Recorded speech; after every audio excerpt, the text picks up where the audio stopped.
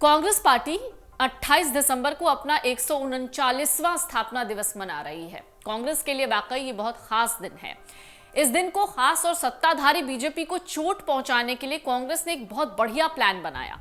इस मौके पर पार्टी नागपुर में मेगा रैली का आयोजन करने जा रही है। इसी के साथ हम हैं तैयार थीम के साथ पार्टी अपने 2024 लोकसभा चुनाव अभियान की शुरुआत भी करने वाली है। तो सवाल उठता है कि कांग्रेस ने रैली करने के लिए नागपुर ही क्यों चुना? नागपुर से रैली करके बीजेपी को क्या संदेश देना चाहती है कांग्रेस? लोकसभा चुनाव को लेकर कांग्रेस ने क्या रणनीतियां बनाई हैं? इन सभी सवालों के जवाब जानने से पहले ये जानिए कि इस रैली पर कांग्रेस के अध्यक्ष मल्लिकार्जुन खड़गे और नाना पटोले क्या कहते हैं।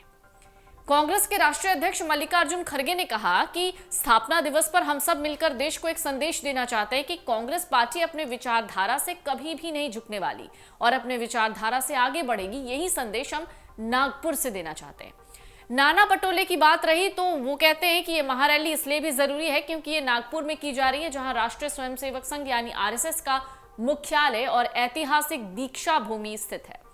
दीक्षा भूमि में डॉक्टर भीमराव अंबेडकर ने बौद्ध धर्म को अपनाया। इससे पहले महाराष्ट्र कांग्रेस प्रमुख नाना पटोले ने बुधवार को कार्यक्रम स्थल पर प्रेस कॉन्फ्रेंस को संबोधित किया। कहा, यह देश के लोगों के लिए ऐतिहासिक क्षण होगा। पार्टी केंद्र की सत्ता से बीजेपी को हराने के लिए बदलाव का संदेश देगी।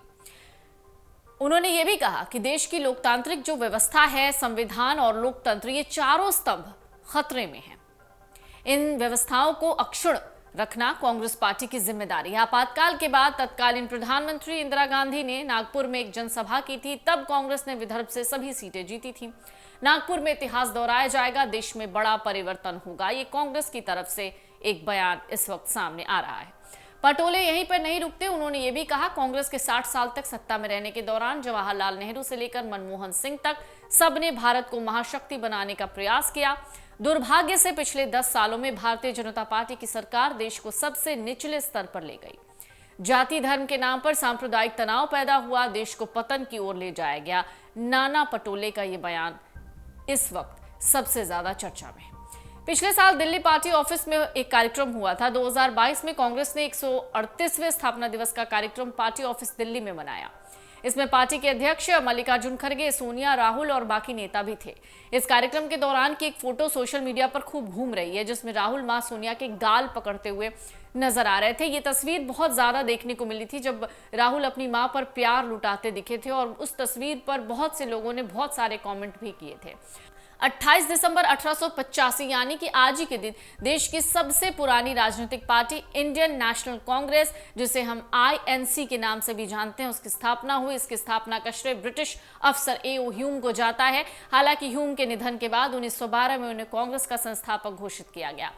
कांग्रेस पार्टी के पहले अध्यक्ष कलकत्ता हाईकोर्ट के बैरिस्टर व्योमकेश चंद्र बैनर्जी थे। 28 से 30 दिसंबर 1885 के बीच बंबई, जो कि अब मुंबई के नाम से जाना जाता है, पार्टी का पहला अधिवेशन बुलाया गया। कांग्रेस पार्टी अंग्रेजों के खिलाफ कई आंदोलनों में शामिल रही, तभी इसे देश की सबसे पुरानी पार्टी कहा जाता है। इसने गांधी जी के नेतृत्व में सविनय अवज्ञा आंदोलन, भारत छोड़ो आंदोलन में हिस्सा लिया। आजादी से पहले पार्टी के 1.5 करोड़ से ज्यादा सदस्य और 7 करोड़ से ज्यादा समर्थक थे। अगर आप ये वीडियो YouTube पर देख रहे हैं तो हमारे चैनल को सब्सक्राइब करें और बेल आइकन को दबाना ना भूलें। अगर आप Facebook पर ये वीडियो देख रहे हैं तो हमारे पेज को लाइक करें।